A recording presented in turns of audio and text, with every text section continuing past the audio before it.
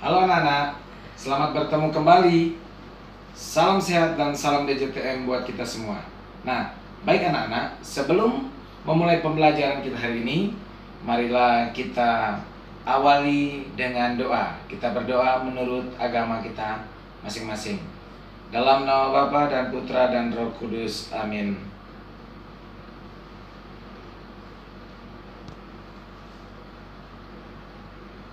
Berdoa selesai. Baik anak-anak, kita telah berdoa bersama-sama untuk memulai kegiatan kita pada pagi hari ini.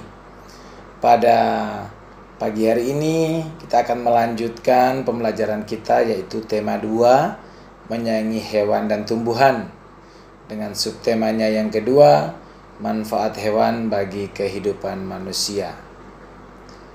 Nah, baik anak-anak, tentunya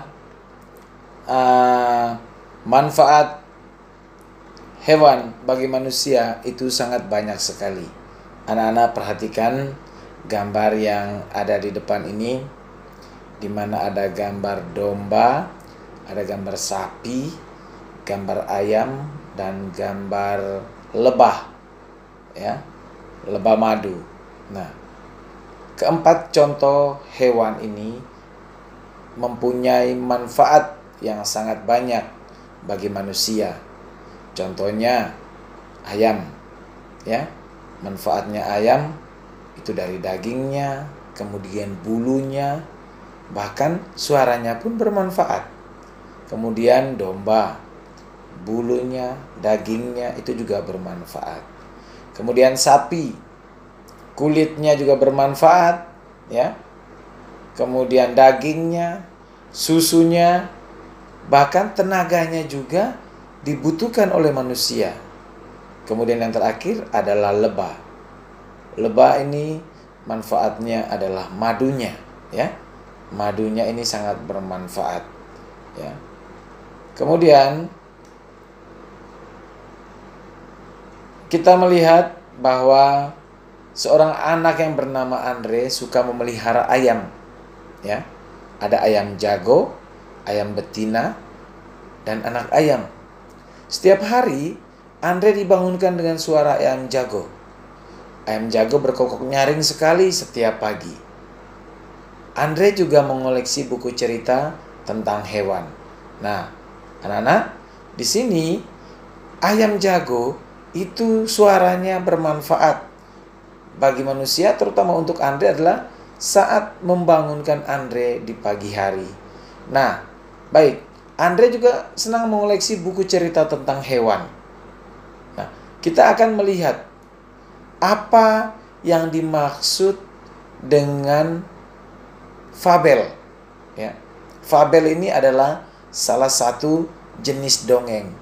Tetapi fabel ini bercerita tentang apa? Nah, baik, kita melihatnya bersama-sama bahwa fabel adalah dongeng yang bercerita tentang kehidupan hewan, ya. Dongeng yang bercerita tentang kehidupan hewan. Nah, di mana dongeng pada umumnya merupakan cerita hayalan atau cerita yang tidak benar, ya. Cerita hayalan atau cerita yang tidak benar. Cerita dalam dongeng biasanya berisi pesan-pesan tentang kebaikan, ya. Jadi, semua dongeng itu berisi tentang kebaikan. Baik, kita perhatikan dongeng tentang ayam dan burung elang di bawah ini. Anak-anak membacanya dalam hati, membacanya dengan penuh seksama, ya. Tidak boleh terburu-buru, ya. Kita baca bersama-sama.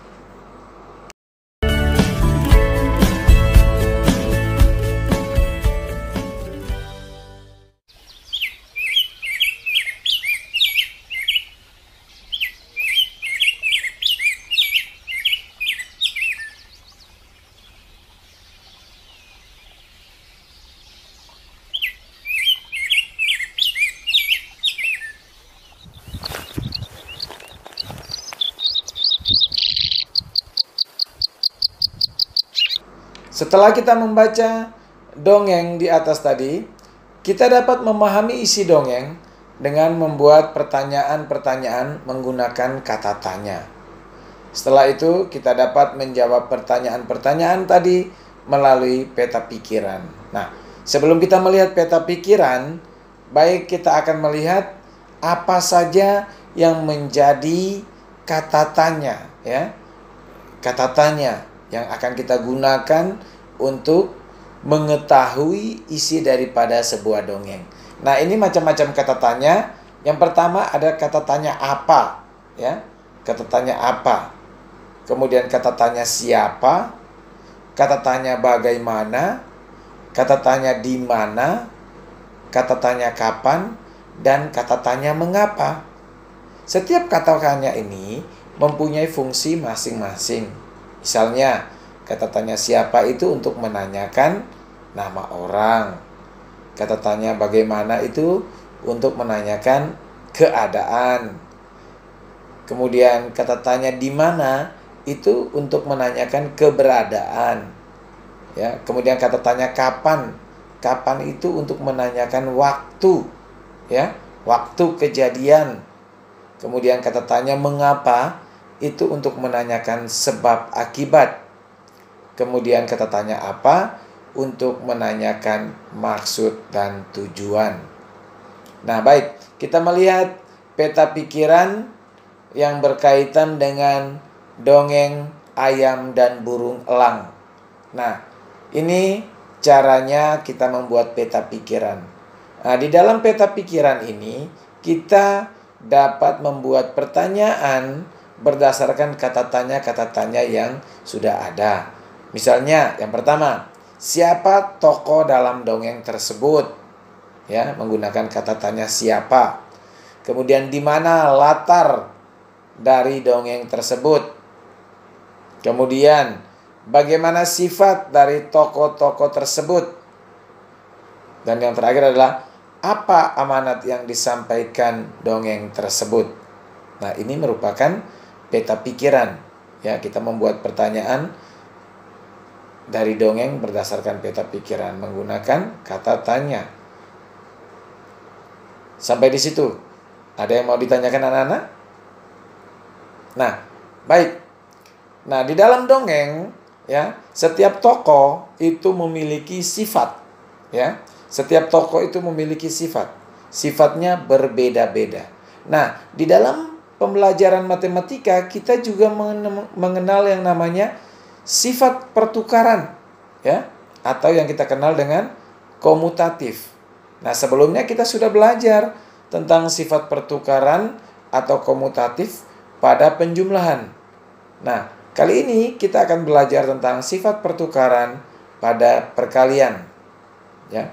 Sifat pertukaran pada perkalian juga berlaku sama seperti sifat pertukaran pada penjumlahan. Dengan rumusnya adalah A kali B sama dengan B kali A. A dan B merupakan bilangan caca. Pada sifat pertukaran pada perkalian, urutan bilangan tidak mengubah hasil perkalian. Kita perhatikan contoh di bawah ini. Di mana ada gambar 5 kelompok bebek, ya. Di mana setiap kelompok terdiri dari 2 bebek. Ya. Maka kita menuliskan 2 ditambah 2 tambah 2 tambah 2 tambah 2. Maka bentuk perkaliannya adalah 5 kelompok. Setiap kelompok terdapat 2 ekor bebek, maka bentuk perkaliannya 5 kali 2 sama dengan 10. Kemudian pada gambar yang kedua ada 2 kelompok, ya. Ada 2 kelompok. Setiap kelompok terdapat 5 ekor bebek. Ya. Kelompok pertama 5 ekor, kelompok kedua 5 ekor. Maka 5 ditambah 5 sama dengan bentuk perkalian adalah 2 dikali 5 sama dengan 10.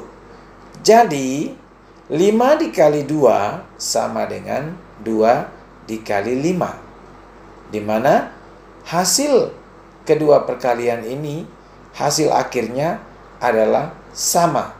2 dikali 5 sama dengan 10. 5 dikali 2 juga sama dengan 10. Ya. Jadi anak-anak perhatikan baik-baik sifat pertukaran pada perkalian. Ini sama juga dengan pertukaran pada penjumlahannya.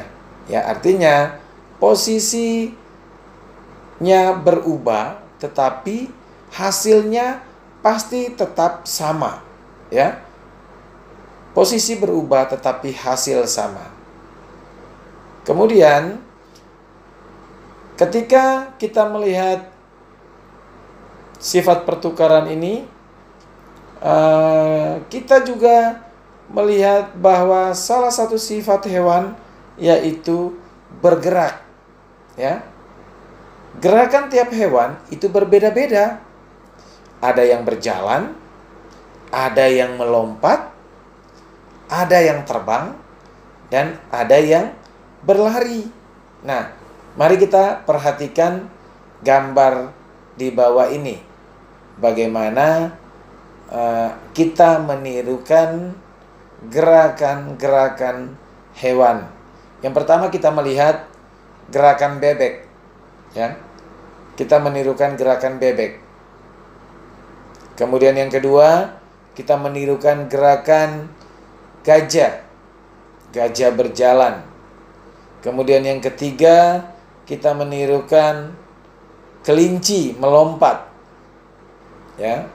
Dan yang keempat adalah kita menirukan katak melompat atau kodok melompat. Ya, jadi gerakan tiap hewan itu berbeda-beda. Gerakan menirukan hewan juga dapat dijadikan gerakan sebuah tarian yang diiringi dengan lagu yang bertema tentang hewan. Nah, baik anak-anak di rumah dapat mempraktekkan gerakan meniru gerakan kupu-kupu dengan iringan lagu kupu-kupu yang lucu pada buku pena halaman 131. Jadi nanti anak-anak pelajari dulu gerakannya, ya. Anak-anak pelajari dulu, kemudian sambil anak-anak menyanyi, anak-anak mengikuti gerakan-gerakan tersebut, ya. Nanti kalau sudah hafal, anak-anak tampilkan, kemudian divideokan, ya. Kemudian kirim ke Pak Guru, ya. Hewan memiliki keberagaman gerak. Manusia juga dalam kehidupannya itu ditemukan berbagai keberagaman. Salah satunya adalah keberagaman sifat, ya. Manusia itu punya sifat yang berbeda-beda, ya. Kita melihat keberagaman sifat. Keberagaman sifat itu dapat kita temukan di anggota keluarga di rumah, kemudian di sekolah, kemudian di tetangga atau di lingkungan sekitar. Misalnya di rumah, setiap anggota keluarga punya sifat yang berbeda-beda. Ya, ayah misalnya. Ayah itu biasanya sifatnya tegas, keras, tapi penyayang. Kemudian ibu punya sifat yang lemah lembut, sabar, penyayang, ya. Tapi ada juga ibu-ibu yang suka marah-marah. Kemudian anak-anak itu punya sifat yang periang, lucu, usil, tidak bisa diam, ya. Nah, itu juga termasuk sifat daripada setiap anggota keluarga di rumah. Di sekolah juga sama. Setiap anak di sekolah juga memiliki sifat yang beragam. Ada anak yang di dalam kelas duduk diam. Ada anak yang di dalam kelas tidak bisa diam, bergerak kiri, bergerak kanan, ya, atau ngobrol sana, ngobrol sini. Nah, anak-anak memiliki sifat yang mana? Ataukah anak-anak punya sifat di sekolah misalnya suka mengejek teman, ya? Itu kan tidak baik, lah, ya. Ya, baik. Kemudian di lingkungan tetangga atau di lingkungan sekitar, juga setiap orang yang ada di lingkungan itu juga memiliki sifat yang berbeda-beda. Ada tetangga kita yang sifatnya misalnya suka menolong. Ada juga tetangga yang sifatnya tukang gosip, ya. Ada juga tetangga yang mempunyai sifat tertutup dia. Artinya dia sulit bergaul dengan orang-orang di sekitarnya. Dengan adanya keberagaman sifat yang ada, baik itu di rumah, di sekolah maupun di lingkungan sekitar atau tetangga, kita sebaiknya memiliki sikap toleransi dalam menghadapi keberagaman sifat yang ada. Nah, apa itu toleransi anak-anak? Ya, apa itu toleransi? Toleransi adalah sikap menghargai dan menghormati setiap perbedaan yang ada. Dengan adanya toleransi, maka suasana di rumah atau keluarga, di sekolah, di lingkungan tetangga akan menjadi nyaman dan menyenangkan. Nah, dengan perbedaan yang ada tadi, kita harus bersikap baik kepada orang lain atau kepada semua orang. Kita harus mempunyai sikap baik, di mana dengan perbuatan baik yang kita lakukan akan membuat orang merasa dihormati, merasa dihargai.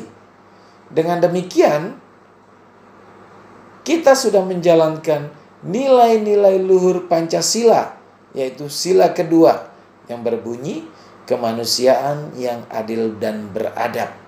Ya, kita sudah menjalankan nilai sila kedua Pancasila, kemanusiaan yang adil dan beradab. Nah, baik anak-anak, mari kita perhatikan beberapa contoh gambar tentang sifat yang dimiliki oleh setiap orang. Misalnya gambar yang pertama, di mana gambar yang pertama ini adalah di lingkungan masyarakat, ya. Ini adalah orang yang dermawan, ya, mau memberikan bantuan kepada orang lain. Ya, ini juga termasuk sifat, memiliki sifat dermawan. Kemudian gambar yang kedua, ini Upin dan Ipin bersama teman-temannya. Ini baik itu di sekolah maupun di rumah, lingkungan rumah, itu mereka selalu ceria, ya. Mereka selalu bersemangat. Kemudian yang ketiga adalah ada gambar seorang anak yang di dalam sekolah itu memiliki sifat yang pemalu, ya. Dia tertutup, orangnya pemalu. Ketika tampil di depan, dia tidak percaya diri. Kemudian ada juga yang berikut adalah sifat yang dimiliki di dalam keluarga, ya. Hidup bersama keluarga, bapak dan mama, kakak dan adik. Di sini terlihat bahwa mereka hidup rukun, hidup ceria, ya. Kemudian yang terakhir dalam bergaul. Ini anak yang mempunyai sifat pemarah, ya. Sifat memiliki sifat pemarah. Ya, dia marah kepada temannya. Nah, ini merupakan beberapa contoh gambar, yaitu keberagaman sifat yang dimiliki oleh setiap anak. Nah, baik anak-anak, sampai di sini anak-anak sudah mengerti semua, ya. Nah, baik, pesan Pak Markus, kalau anak-anak belum mengerti, nanti anak-anak boleh bertanya ke Pak Markus melalui WA grup boleh, kemudian Japri juga boleh, atau bisa juga langsung telepon ke nomor Pak Markus, ya. Langsung telepon ke nomor Pak Markus, ya. Nanti Pak Markus bisa membantu kalau ada yang kurang jelas. Nah, sampai di sini dulu anak-anak perjumpaan kita kali ini. Sebelum kita mengakhiri kegiatan kita, marilah kita tutup kegiatan kita dengan doa penutup. Kita ambil sikap berdoa. Dalam nama Bapa dan Putra dan Roh Kudus. Amin.